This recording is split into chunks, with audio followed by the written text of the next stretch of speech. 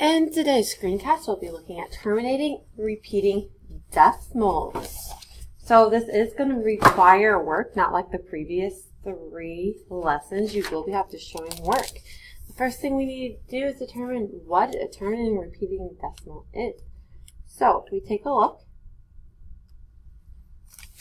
at this, we have rational numbers, which include all of these numbers on the outside.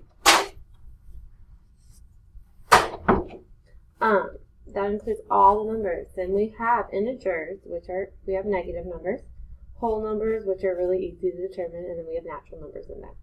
So let's take a look about this filling in right here. So we have blank. In there we're going to have fractions,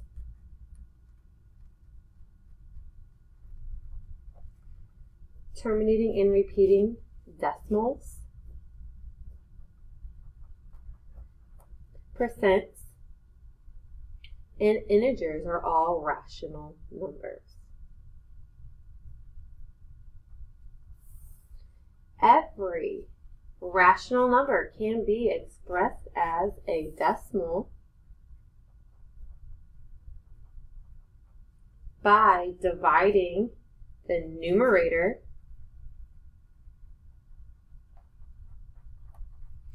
by the denominator.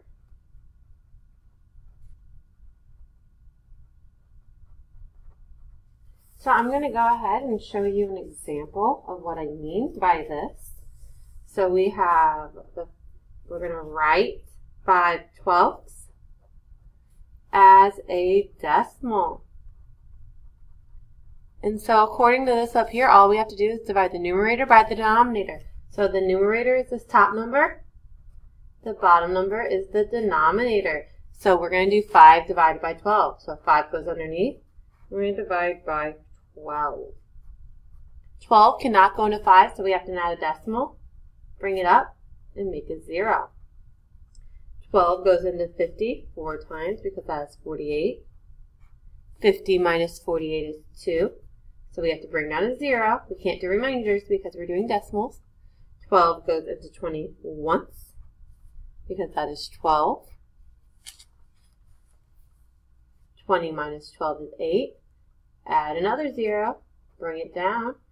12 goes into 80 6 times because that is 72. And we get 8 again. If you notice, I had got 8 there and I'm getting 8 here. That means that this decimal is going to be repeating, but I'll show you just to make sure. So we get an 80. Since this number right here and this number is the same thing, we know this 6 is repeating. So we're going to put this line above it. That's called a bar notation. We use a bar notation when it is a repeating number. So our answer is 0.416, and we're going to put a bar above the 6 to show that the 6 will continue going on. Okay, so let's take a look up here at the top. We're going to write the fractions as decimals. That means we're going to be doing some division. So we have 2 over 9. So we're going to do 2 divided by 9. Decimals and 0. Zoom in a little. 9 goes into 20 twice because that is 18. And we get 20 minus 18 is 2. Add a 0, bring it down. As you can see, this number is the same as the number we started off with. So that means we are repeating. So we're going to put a repeating sign above the 2. So our answer is 0.2. And the 2 is repeating, so we're going to put that bar notation on top of it. Here, next one is -1/9. So because it's negative right here, that means our answer has to be negative. I'm going to leave that negative out when I'm doing my division, and then I'll put it in there at the end. So I have 1 divided by 9. We're going to add our decimal and our 0. We get 1. We get 1. As you can see, there's a 10 here, a 10 here. So it is complete right there. That means we're going to just keep repeating over and over again. So we're going to put a bar notation over that. Now remember that this problem was negative, so we're going to make it negative in our answer. So negative 0.1 repeating. We put a bar notation on it. Okay, let's look at our 1/6. We're going to do 1 divided by 6.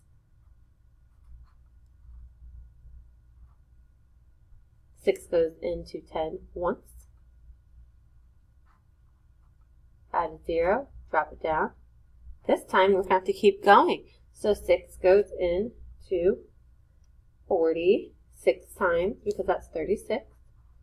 We get a 4, get a 0, drop it down. Look, we got a 40 here and a 40 here. That means the 6 will be repeating. Only the 6 though. And sometimes it will be both the numbers, but in this case, it's only the 6. So only put your bar notation over the 6.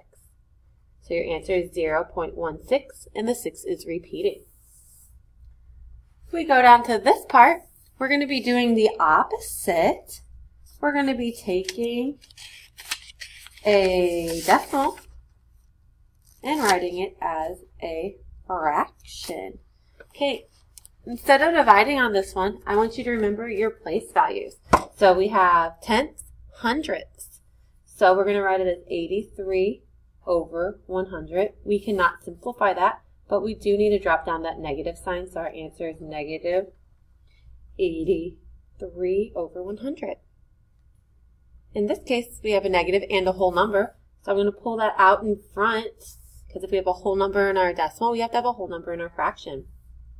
So we have tenths, hundredths, so 42 over 100. In this case, we can simplify, so I'm going to simplify by 2. Now I'm going to keep my whole number in my negative sign. 42 divided by 2 is 21. 100 divided by 2 is 50, and that is our answer.